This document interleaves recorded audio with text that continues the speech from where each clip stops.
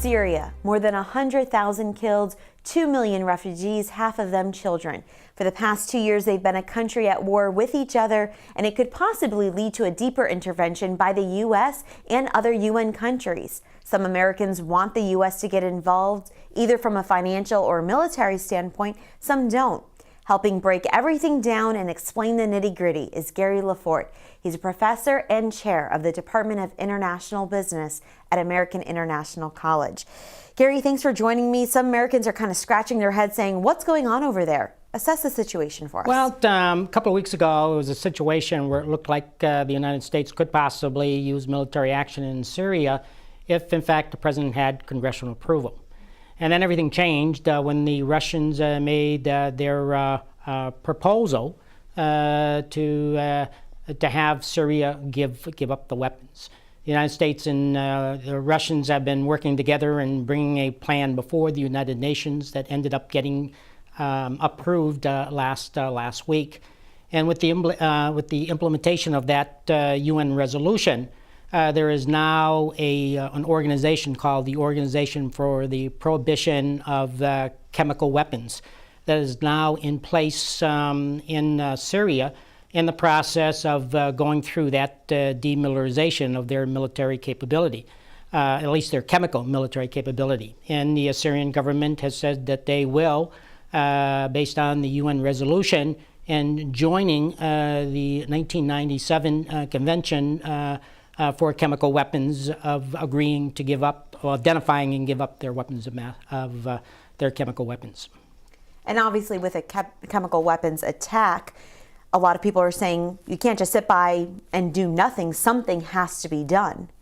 And I think that's been the U.S. position from the beginning. I mean, the attack that took place on August 21st, resulted in roughly 1,400 people being killed, of which about 426 were children. The international community just cannot stand by and see actions like this occur, which are in violation of international laws, not only the Geneva Convention of 1925, but also, as I said, the Convention against Chemical Weapons of 1997. Now, $340 million in U.S. aid was just announced by the president. Can the U.S. afford to help out, especially with the government shutdown that's going on?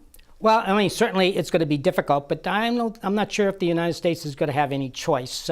The UN mandate says that the weapons will be dismantled, will be destroyed by mid-2014.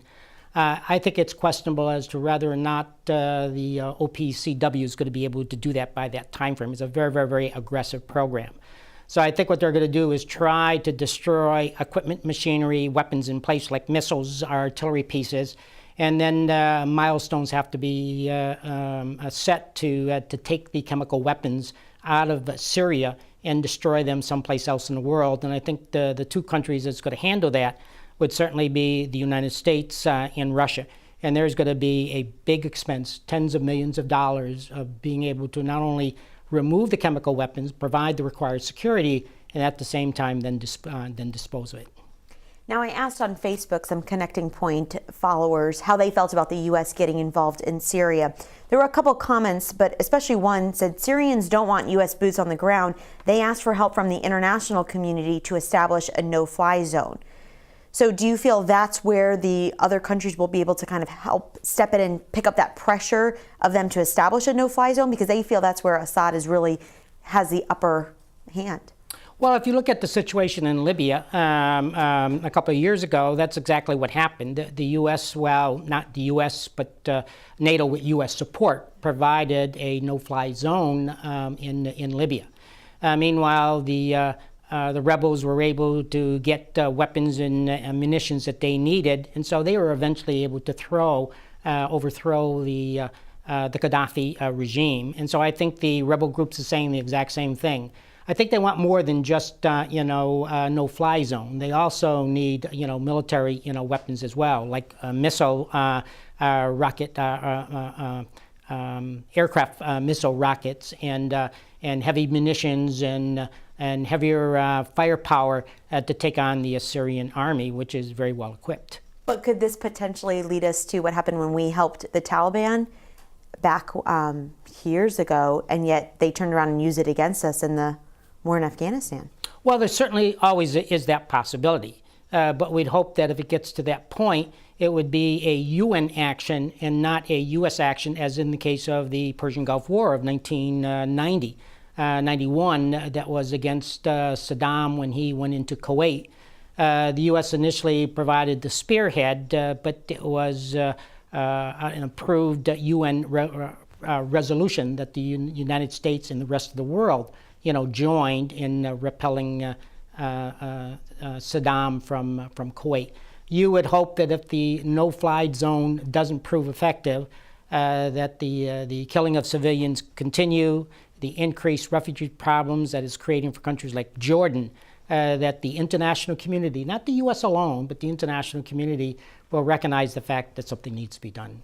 And that brings me to the next point that somebody brought out on Facebook. They said the nations in that region need to step up and address issues in their own region and not depend on the West to fight all of their battles.